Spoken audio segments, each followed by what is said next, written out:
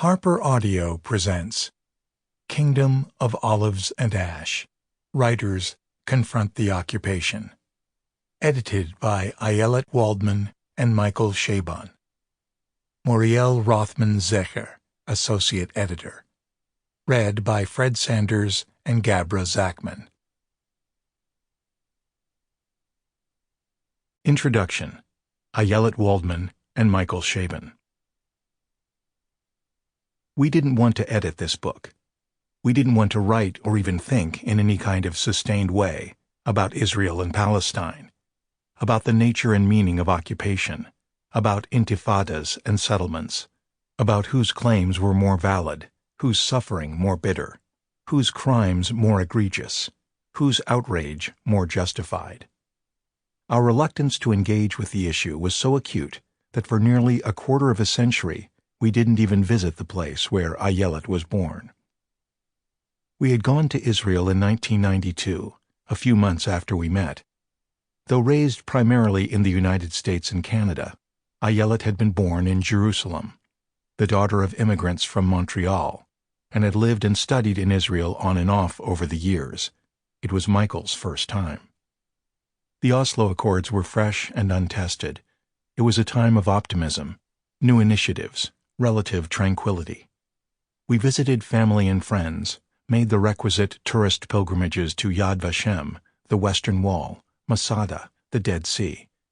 We also spent time in the Muslim quarter in the Old City of Jerusalem, and visited celebrated mosques there and in Akko, including the Al-Aqsa. Some of what Michael saw during that time found its way, after undergoing a sea change, into the pages of the Yiddish Policemen's Union.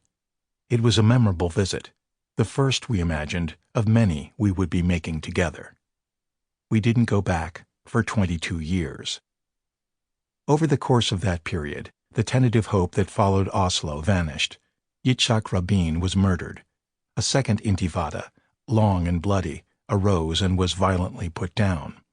The pace and extent of settlement construction in the territories increased, and the military occupation grew more entrenched, more brutal, more immiserating.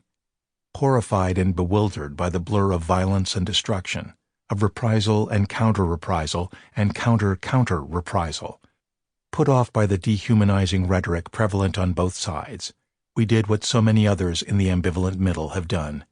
We averted our gaze. We opted out of the debate and stayed away from the country. But in 2014, at the invitation of the Jerusalem International Writers Festival, Ayelet went back to Israel. While she was there, she met with some of the courageous members of Breaking the Silence, BTS, a non-profit organization composed of former Israeli soldiers whose service in the occupied territories has inexorably led them to work vigorously and courageously to oppose the occupation and bring it to an end. BTS took Ayelet on a tour of the city of Hebron. They introduced her to Issa Amro, the founder of a grassroots group called Youth Against Settlements, whose nonviolent actions and campaigns are among the most prominent and creative in the West Bank.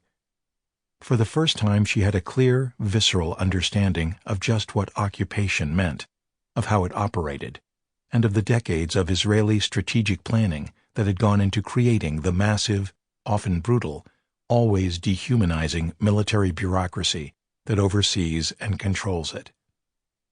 Then Ayelet went to Tel Aviv and spent some time in the company of writers, filmmakers, artists, and intellectuals who live in that cosmopolitan city, where gay couples walk hand in hand in the streets, where chic restaurants put their own creative spin on traditional Middle Eastern cuisine, and where the pace and tenor of life is sababa, an Israeli slang term of Arabic origin whose meaning is akin to the American slang term chill. The city sparkles, it hums, and it averts its gaze. One would never know, on the streets of Tel Aviv, that an hour's drive away, millions of people are living and dying under oppressive military rule. Ayelet had a wonderful time in Tel Aviv, and therein lay the problem. She felt so at ease in the country of her birth, so at home. But if she felt that way, that somehow she belonged to this country. Sample complete. Ready to continue?